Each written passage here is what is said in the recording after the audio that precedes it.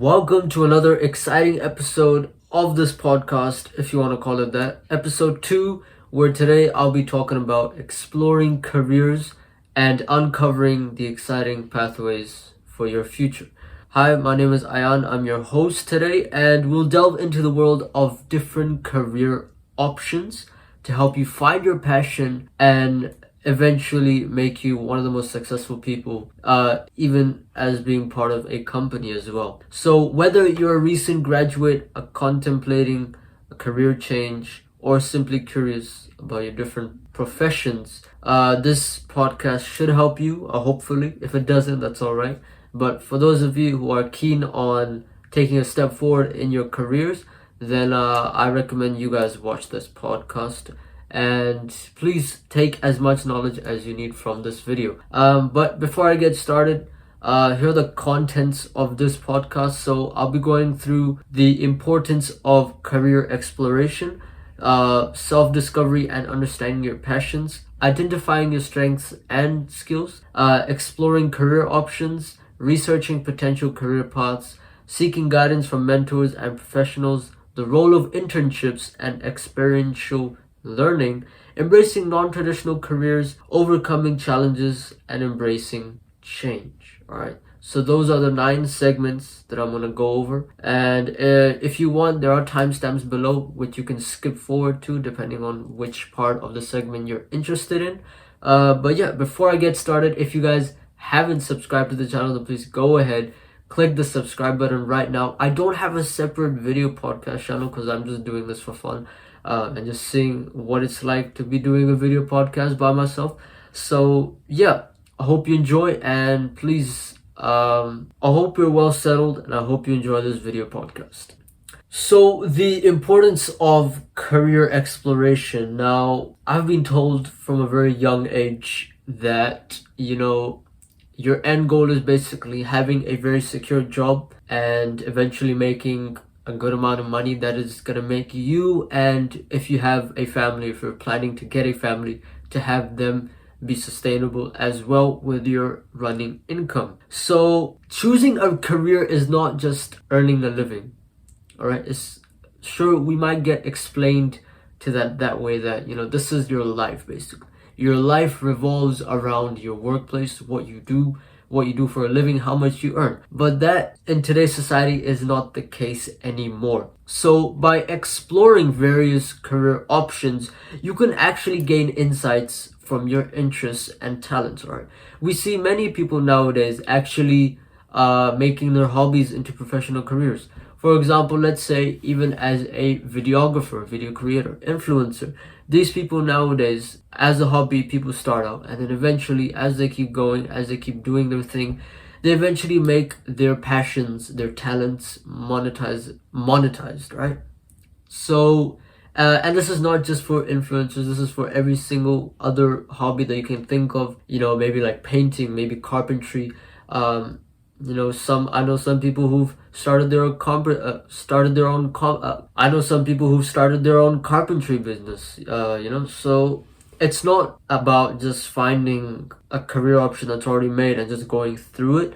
That's not the case. All right, you can actually make even your own hobbies, your own state of income. So we have stepped into an era where there are so many opportunities, all right, left, right, and center. So many opportunities. Back then, you didn't have much opportunities when it came to choosing a job. Either you were an engineer, a doctor, lawyer, maybe mechanic as well. That comes under engineering. So yeah, there weren't much options, but now you have so many options. You have so many ways to go through, and as technology keeps getting better, you have more and more jobs coming through, but as well as there'll be more and more jobs going out. All right, you might beg to differ, you guys, but I think accounting is one of those jobs or those skills where it's gonna run out. Either AI is gonna be part of accounting, or it's just going to be automatic from here on then. So I guess again you can beg to differ, but this is just my opinion. So in this case, because you have so much time to choose, I recommend, in my personal opinion, that you should start considering your career options at the start of high school or college, whatever you call it. So from grade 9 up to, over here we have it up to grade 13, but I think some countries have it till grade 12, year 12. So in these 4 or 5 years that you have, you should really take upon the opportunities that you have and figure out something. If you have a passion for coding, for example, you should probably enroll yourself in coding classes. Be part of coding clubs, coding programs as well. That way you can actually identify if this is really your real passion. If you don't, and you just say, I just want to be a coder because I get lots and lots of money from it, that's not the case. You eventually you will become a coder, but you won't be either a successful one, either you won't enjoy being a coder, or you won't even enjoy the pay or even enjoy working hard on it. So that's the thing, where you get these 4 to 5 years to decide what you want to do. And then when it comes to university, you won't be jogging and rushing for positions thinking, oh, I should have done that, should have done that.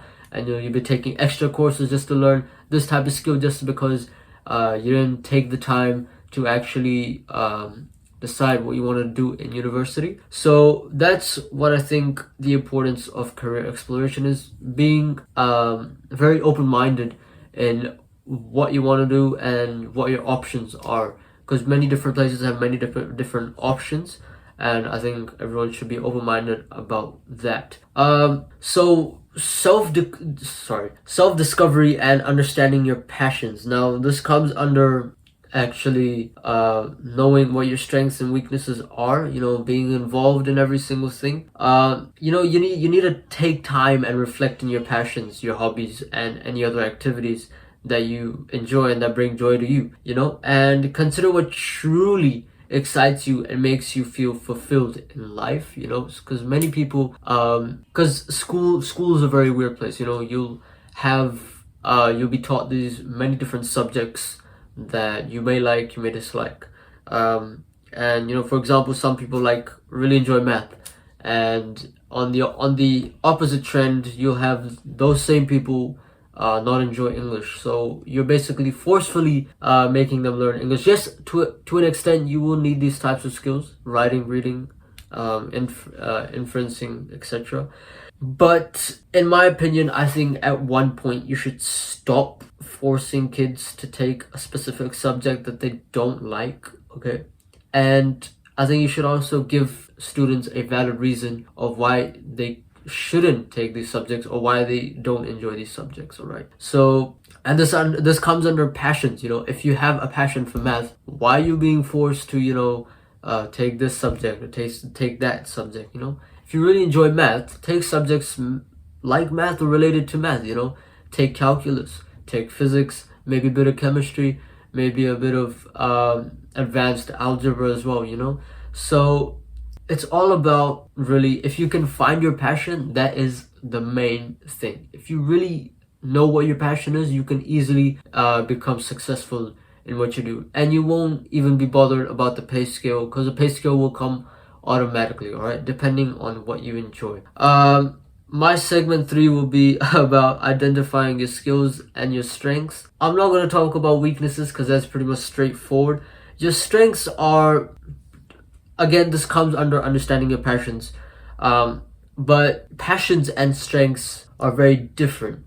Passion is what you enjoy doing. Even if you're tired, or if you just if you're in a very bad state but you'll still do it, that's a passion. A strength is something that you're good at naturally, or it doesn't even have to be naturally, just be something that comes to you. So in my case, my passion is making videos, but my strength is being able to think logistically about things, being logical in this sense. So that's a strength for me, but it's a type of skill, not a passion. So strengths and skills come under your passions, because you will need specific skills that you're good at to inevitably enhance your passions, enjoy your passions, and inevitably make your passions a career in some sort of sense. So recognizing your strengths can guide you towards careers where you can leverage your abilities to thrive and make a significant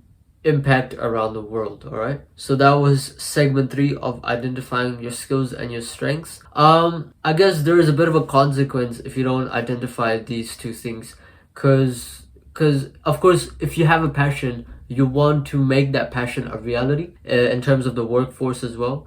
So I guess if you don't really pay attention to your strengths and your skills, you won't be able to make your passion a reality, and that's just how it is, you know. But yeah, on to the next segment. Now, exploring career options. Now, again, you have a lot of variety when it comes to finding out what you enjoy, what you want to do in later life. And as you increase the number of years that you go on to study, you have different branches of what you're actually studying. So let's say I'm studying programming, right? Because this is a very easy example.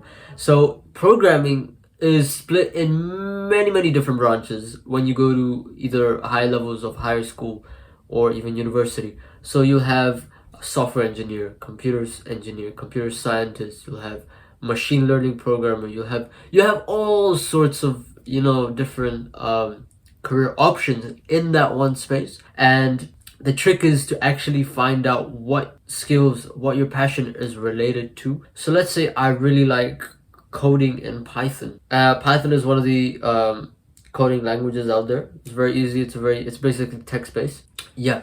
So Python in this example, I can say that it actually comes under machine learning. You know why? Because Python is one of those languages that is used for machine learning. All right.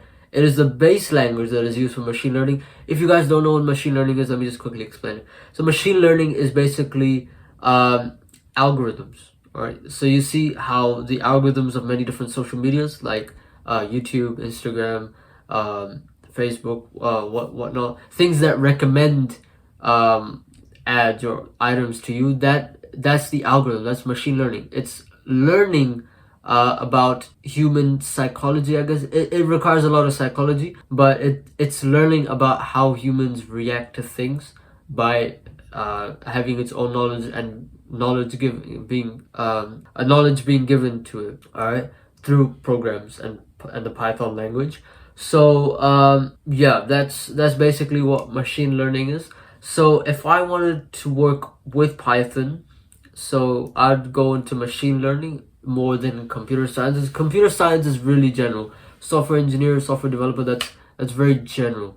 All right, and the problem with general careers is that you'll be defined to do many things that sometimes won't aspire to be in your creative zone, in your passionate zone.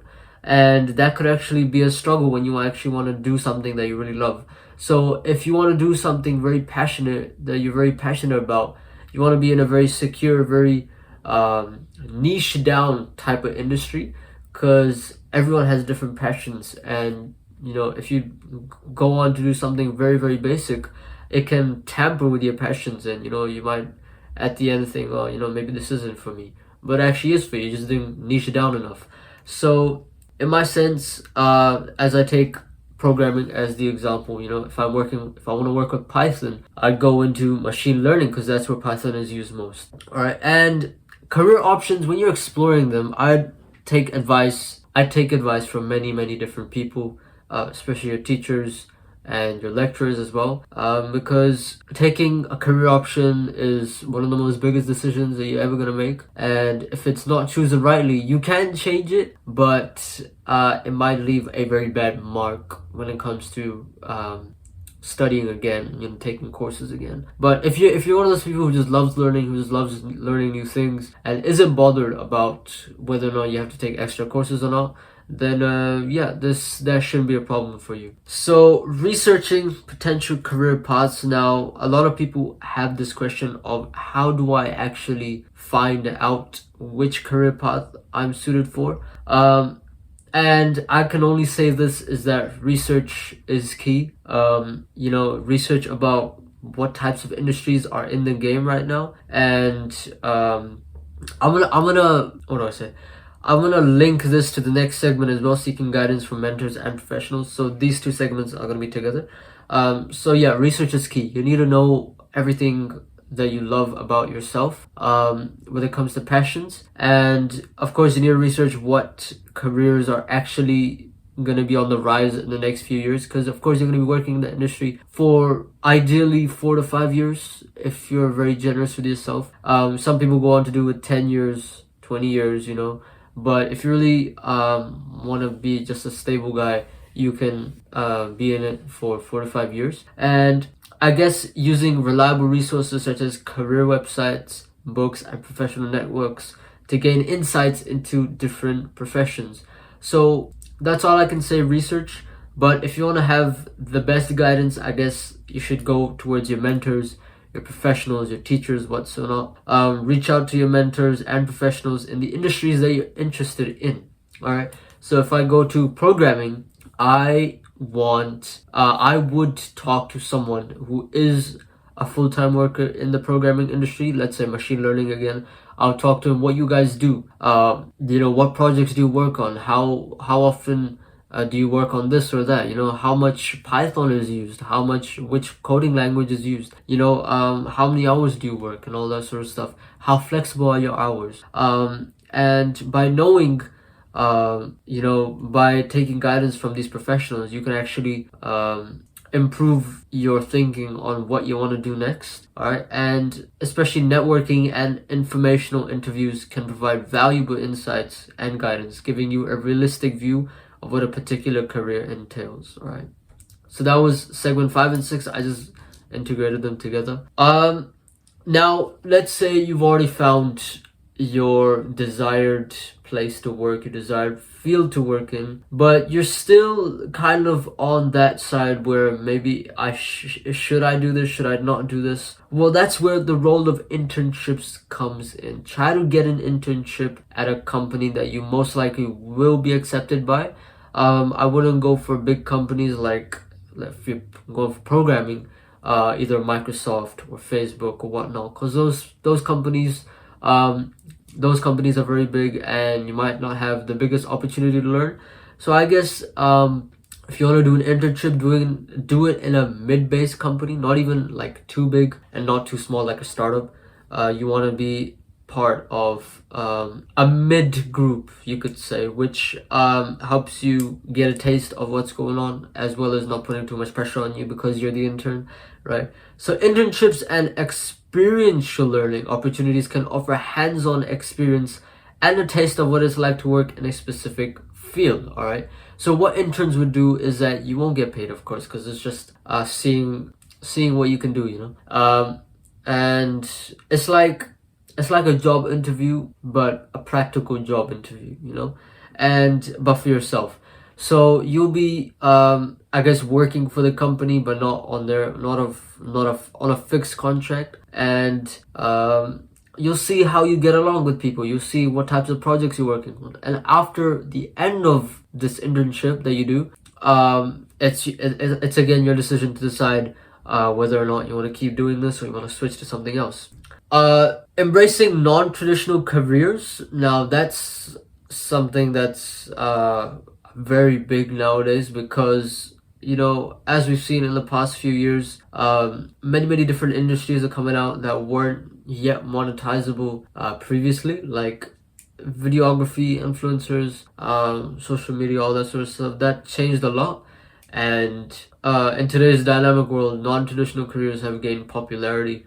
So embracing the possibility of pursuing unconventional paths that align with your interests and passions, even if they may not follow the conventional trajectory. So even starting a business, that's considered one non-traditional career, because a non-traditional career is when you go to school, you get good grades, you go to a good university, you get a bachelor, master's, PhD, you get a degree from that, and then from there you go through a job identifying process where you identify which company you want to work for whatsoever, and you work for that company for quite a while. Or like in the first industrial revolution happened, you would work for a company for more than 30-40 years, or maybe a whole life even. So that's a traditional career path. Non-traditional careers are basically things like starting a business nowadays, and being able to work smart, not hard nowadays. So if it's possible that you have the opportunity to do something else besides going through the traditional path, I recommend you do it. You know, taking risks is a good idea, but don't take very risky risks, if that makes sense, right? So yeah, but if you think that, you know, maybe staying on the conventional path is better for you, then no worries, stay on that path. The last segment I want to talk about is overcoming challenges and embracing change. Now, career exploration can be very challenging, and it's normal to encounter obstacles along the way. So, embracing change and adaptability, knowing that your career journey may evolve over time, stay open, you know, to new possibilities and be willing to explore different directions. All right. So you will get ups and downs when searching for careers. Maybe you didn't get the job offer that you wanted. Maybe you didn't get the promotion. Maybe you didn't, you know, get this or that. But that's all right, because that's what you know, jobs have to offer. You know, you can't get everything, but you get something, of course. So yeah, I guess if you can embrace change in a way that you know, maybe looking for something different. You know, if something's not working out for you, if let's say you're working at Microsoft and Microsoft isn't working out for you, maybe you could work for another company, a smaller company that gives you more benefits, or maybe even working for yourself, starting your own business, you know. And it's not that hard to start a business nowadays. It's pretty easy, because all you need is basically a laptop and internet connection to start an online business. So that's my goal from now on, is to start my own online business, selling products and all that. But yeah, if you guys really enjoyed, I'm gonna conclude this episode of exploring careers, and remembering that the journey of self-discovery and career exploration can be a very difficult one, but it can be a very rewarding one as well. So just to recap, by understanding your passions, strengths and interests, you can pave the way for a fulfilling and successful career. So yeah, again, thank you very much for joining me today and listening to this wonderful episode. Hopefully it was wonderful for you guys. If you have any comments on the podcast or the channel, then please put them in the comment section down below, and I'll hopefully reply to them as soon as possible. But yeah, until next time, I'll see you in the next video. Bye for now.